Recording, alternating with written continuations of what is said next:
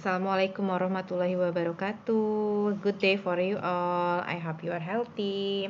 Okay, nice to teach you again. Today you will study new KD material. It is 3.4 KD.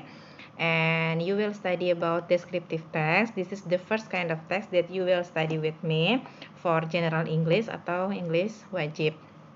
Okay, I made two kind of content, PowerPoint and Microsoft Word, and then I will explain both of you. Now I will show to you first my PowerPoint.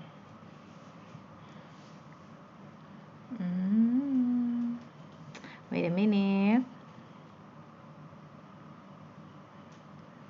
Okay, for descriptive text.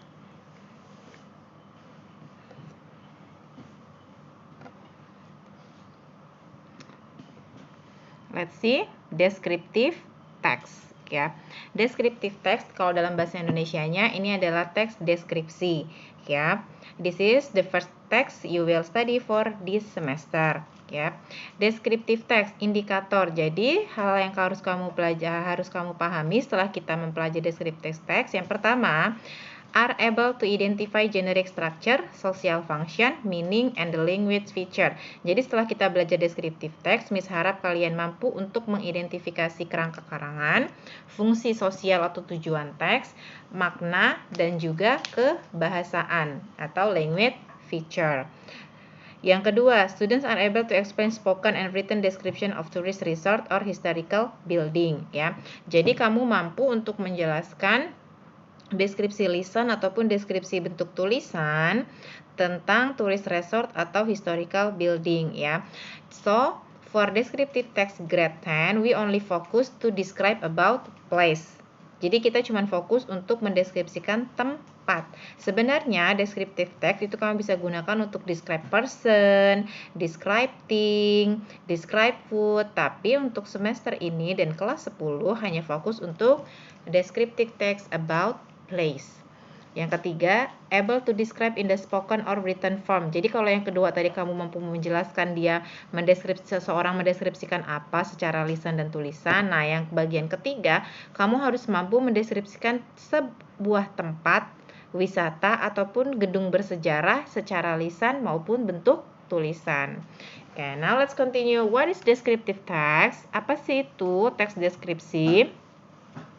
A descriptive text describe a particular object like a place, thing, or person. Seperti Miss katakan tadi. Jadi teks deskripsi itu mendeskripsikan, menggambarkan secara bentuk lisan ataupun tulisan, tidak digambar dalam bentuk gambar. Sebuah objek tertentu seperti tempat, benda, ataupun orang. Purpose of the descriptive text. Nah, ini tujuan dari kamu buat descriptive text. Kalau ada yang bilang purpose of the text, itu sama dengan social function of the text. Jadi jangan bingung kalau ada yang bilang social function atau purpose of the text. To describe the particular object by describing its, her, his specific feature to help readers visualize what a person, an animal, a park, or a thing is like. Jadi tujuannya itu adalah mendeskripsikan benda tertentu dengan menggambarkan ciri-ciri spesial, ciri-ciri spesifik yang bisa membantu si pembaca menggambarkan seperti apa orangnya, seperti apa hewannya, seperti apa tamannya, gedungnya, bendanya. Jadi kita menuliskan sesuatu untuk menggambarkan sebuah benda tertentu, hewan tertentu, orang tertentu, agar pembaca kita bisa mendapat gambaran yang sama seperti yang kita inginkan. Oke.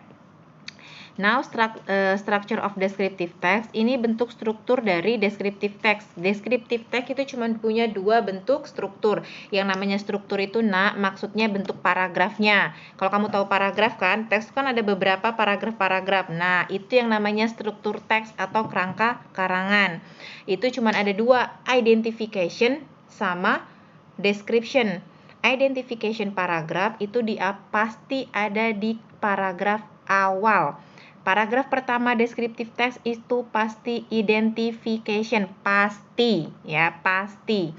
In this paragraph, There is a topic sentence that introduce the object going to be described. Nah, jadi kalau di paragraf pertama yang di identification, kamu itu cuma menuliskan nih hal-hal yang masih bersifat umum tentang benda apa sih yang mau kamu deskripsikan. Nah, paragraf-paragraf selanjutnya itu atau a series paragraph itu namanya description paragraph. It is to describe the parts of the feature or the specific characteristic of the subject. Jadi yang di series of paragraph itu kamu menggambarkan bagian-bagian tertentu, ciri-ciri fisik tertentu, karakter tertentu dari sebuah subjek. Misal contohnya kamu mau membuat deskripsi tentang rumahmu. Nah, kalau bagian identification-nya itu kamu cuma bilang rumah saya di Jalan Pandan, misalnya rumah saya di Bandar Lampung, rumah saya nomor 7. Tapi kamu belum jelasin tuh bagian-bagian rumahnya. Nah, di series of paragraph, di description paragrafnya kamu baru jelasin. Nah, misalnya paragraf pertama kamu jelasin kamarnya, paragraf kedua kamu jelasin dapur, paragraf ketiga kamu jelasin taman. Itu yang namanya description paragraph. Nah, next for this meeting, we will talk about grammar. On my Microsoft Word content, I have written a lot about the grammar. Tetapi untuk for this meeting, you only focus to study about noun, adjective, and also noun phrase. Jadi yang sekarang grammarnya, lexical grammatical feature-nya kita cuma fokus sama noun, adjective, sama noun phrase. Noun itu namanya kata benda, noun. Dalam bahasa Indonesianya kata benda. Adjective itu namanya kata sifat. Ingat-ingat ya nak, bedanya noun kata benda, adjective kata sifat. Lihat pengertian di bawahnya. Noun is a thing, a place, a person, an animal. Benda itu bisa benda mati, bisa tempat, bisa manusia, bisa hewan, bisa tumbuhan, bisa makanan, bisa minuman. Itu namanya benda. While adjective is a word that describe a noun. Nah, kalau adjective atau kata sifat itu kata yang mendeskripsikan benda. An adjective that describe a noun is called a modifier. Jadi kalau ada kata sifat yang mendeskripsikan benda itu namanya modifier. A noun that goes with a modifier is called noun phrase. Jadi nanti kalau ada gabungan antara kata benda sama kata sifat namanya frase berkata benda. Phrase itu artinya frase. Misal nih nak ya, kamu punya pohon mangga di rumah. Kan berarti mango tree. Terus kamu lihat tuh sifatnya, karakternya pohon manggamu tuh gimana. Misalnya pohon mangganya besar. Besar bahasa Inggrisnya big, berarti adjektif. Kalau kamu gabungin jadi big a mango tree. A big mango tree. Sebuah pohon mangga yang besar. Nah, yang bignya tadi itu adjektif. Jelasin si pohon mangga. Si pohon mangganya itu kata benda. Contoh yang lain. Misalnya, kamu mau deskripsiin ayah kamu, my father. Ya, father berarti. Terus ayah kamu tuh apa? Karakter spesifik utamanya yang kamu mau jelasin. Misalnya, ayah kamu tuh baik. Kamu bilang, I have a kind father. Saya punya ayah yang baik. Atau misalnya yang lagi, kamu bilang nih, kamu pinter. Ya, berarti otaknya cerdas. Otak bahasa Inggrisnya apa, nak? Brain. Cerdas apa bahasa Inggrisnya? Smart. Nah, nanti berarti kalimatnya I have a smart brain. Saya punya sebuah otak yang cerdas. Ya, berarti yang dijelaskan kata bendanya otaknya. Nah, terus kata sifatnya cerdas. Oke, nak? Now, let's continue ya. Kita lanjut ke Microsoft Word content. Oke.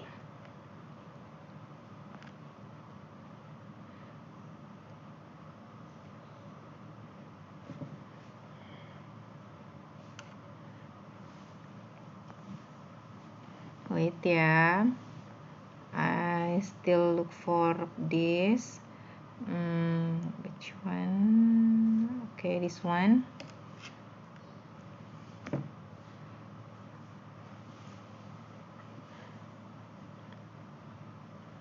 Yep, it is the definition. It's same. Jadi definisinya descriptive text itu teks yang mendeskripsikan secara khusus suatu benda tertentu ya. Social functionnya, fungsinya apa? Untuk mendeskripsikan suatu benda agar si pembaca bisa mendapat gambaran seperti yang sama diinginkan oleh si penulis.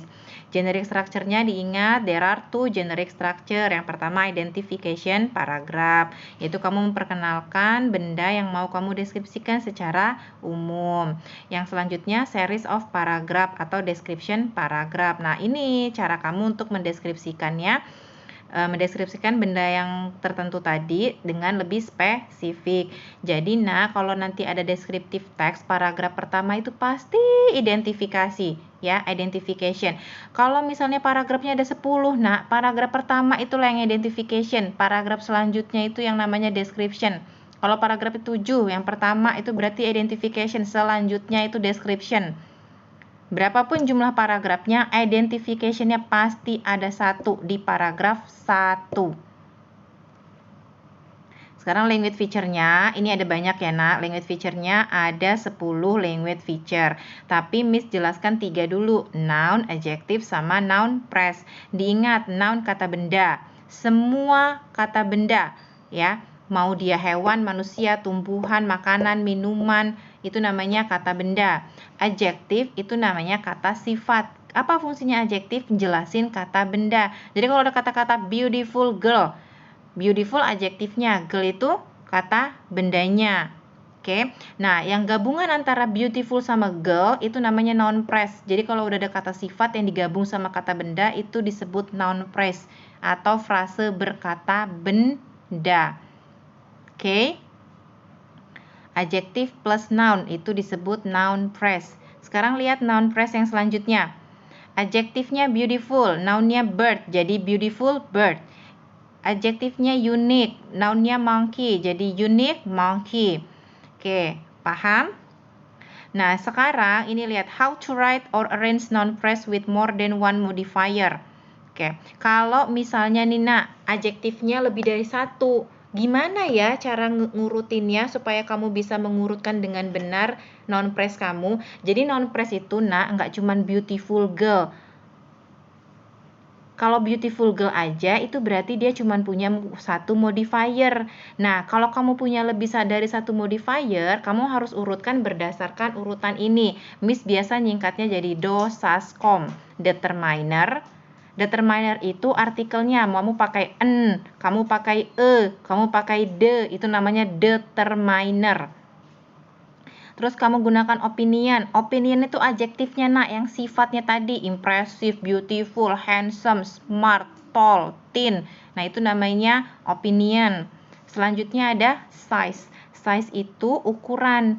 Misalnya besar, kecil, ya, large, small, big, itu namanya size.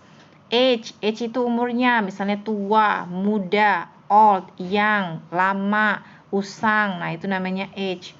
Selanjutnya ada kata shape atau bentuk. Bentuknya misalnya circle, lingkaran, round, bulat, triangle, segitiga, rectangle, misalnya segi 4. Nah, seperti itu. Itu namanya shape ya, nak. Color, tahu ya, warna. Originality itu biasanya berhubungan sama asal, Chinese, Western, misalnya Indonesian, American, England, British. Nah, itu namanya originality. Material itu bahan dasar bendanya, keramik, emas, perak, kayu, misalnya wooden, terbuat dari kayu. Misalnya gold, berarti dia terbuat dari emas, silver, terbuat dari perak, itu bahannya. Nah, yang terakhir benda yang kamu jelaskan di sini vase. Jadi an impressive large old circle purple Chinese ceramic vase. Ini satu frase berkata benda dengan begitu banyak modifier. Oke.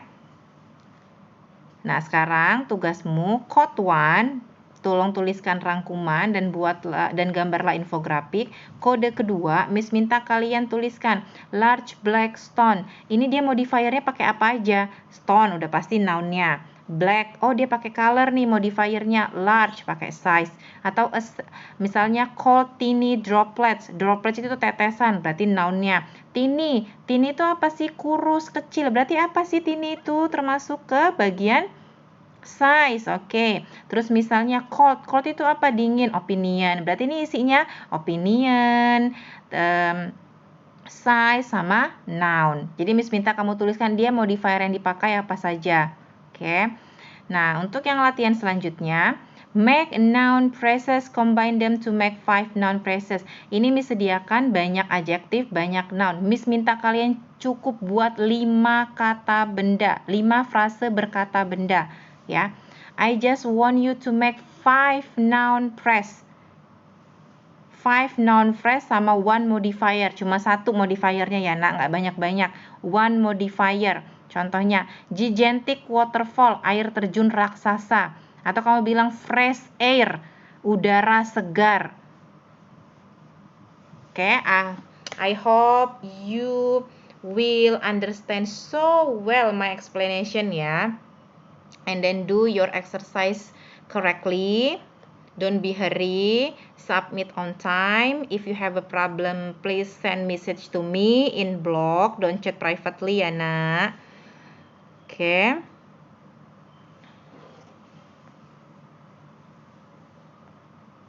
Wait. Oke. Thank you for your attention. Please study well. Ya. Make your parents proud of you.